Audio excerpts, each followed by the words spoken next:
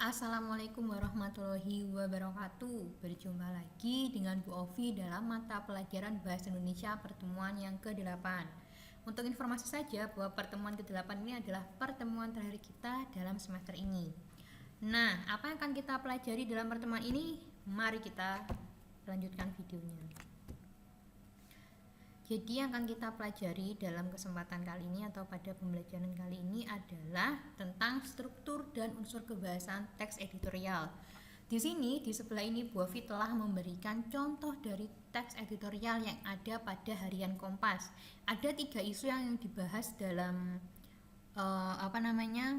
dalam Kompas ini. Yang pertama yaitu tentang pemilihan presiden yang ada di Amerika. Yang kedua masih berita tentang COVID-19.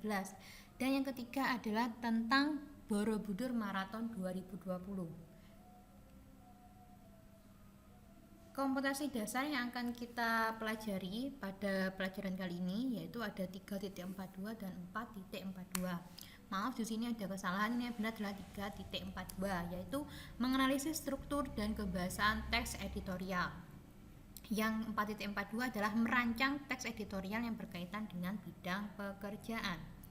Selanjutnya indikator 3.42 ada 3 yaitu menemukan struktur dan kebahasaan teks editorial, yang kedua menelaah struktur dan kebahasaan teks editorial, dan yang ketiga adalah menyimpulkan struktur dan kebahasaan teks editorial.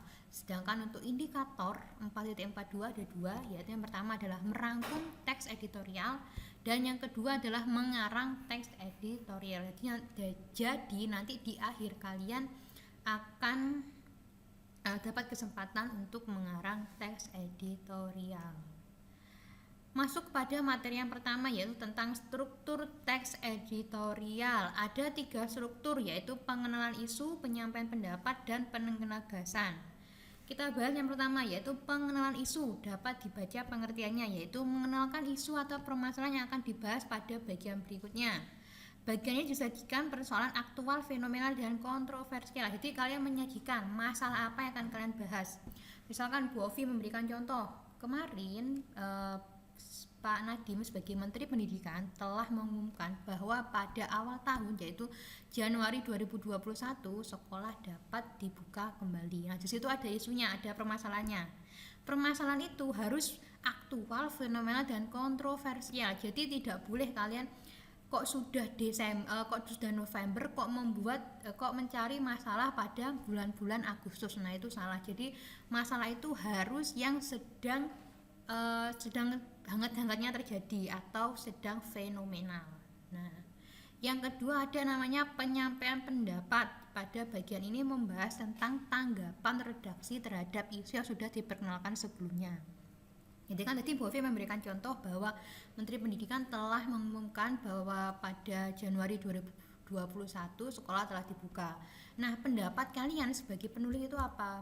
Misalkan kalian setuju, kemukakan alasannya. Nah, alasan itu harus disertai dengan fakta.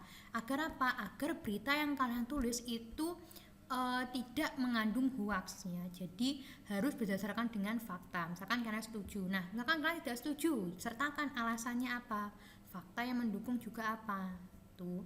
Yang ketiga ada namanya penegasan, yaitu berisi kesimpulan, saran, atau rekomendasi. Jadi kesimpulan dari berita tersebut apa?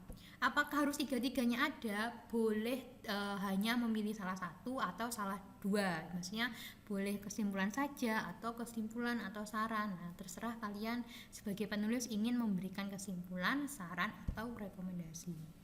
Selanjutnya kita membahas tentang unsur kebahasaan dalam teks editorial. Ada 4. Nah, Bu Ovi jelaskan dulu. Yang pertama ada kalimat retoris. Jadi apa yang dimaksud dengan kalimat retoris dapat dibaca pada slide-nya itu, yaitu kalimat pertanyaan yang tidak ditunjukkan untuk mendapatkan jawaban. Jadi maksudnya kalian tuh sudah paham jawabannya apa, tapi kalian masih bertanya. Contohnya, apakah bisa kita hidup tanpa makan? Nah, apakah bisa kita hidup tanpa bernafas? Nah, kecuali pertanyaan ini ya, apakah bisa kita hidup tanpa mantan? Itu salah. Nah, selanjutnya ada kata-kata populer. Apa itu kata-kata populer? Kata yang dikenal dan digunakan oleh semua lapisan masyarakat. Misal, Bu Ovi, ada kata istilah dalam akuntansi, ada aset. Nah, aset itu apa? Kan jarang digunakan oleh masyarakat. Nah, aset itu dalam akuntansi itu aset itu adalah kata dalam akuntansi, bidang akuntansi. Nah, kata populernya yaitu harta. Selanjutnya ada aktivitas. Nah, aktivitas masyarakat lebih mengenal dengan kata kegiatan. Jadi kata-kata yang sering digunakan oleh semua lapisan masyarakat. Jadi tanpa ahli pun, maksudnya orang itu bukan ahli apapun tuh sudah tahu, oh kata ini maksudnya ini, seperti itu. Selanjutnya yang ketiga ada kata ganti penunjuk. Kata ganti yang merujuk pada waktu, tempat, peristiwa atau hal lainnya.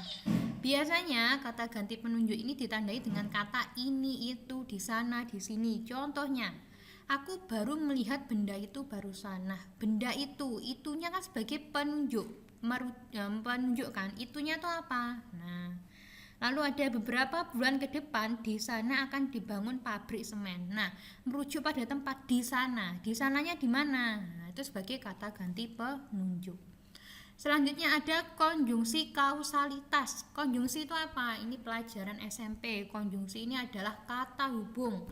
Kausalitas itu sebab akibat. Kata hubung yang menyebutkan adanya alasan suatu penyebab dari suatu kejadian. Biasanya konjungsi kausalitas ini ditandai dengan kata sebab, karena, dan oleh karena itu. Contoh, dia tidak masuk ke sekolah karena sakit. Nah, jadi penyebabnya dia tidak masuk sekolah itu apa? Karena sakit. Nah, itu saja yang bisa Bu Ovi sampaikan. Jika ada pertanyaan silahkan hubungi guru mapel bahasa Indonesianya masing-masing di kelas kalian. Bu Ovi akhiri. Sekian, wassalamualaikum warahmatullahi wabarakatuh.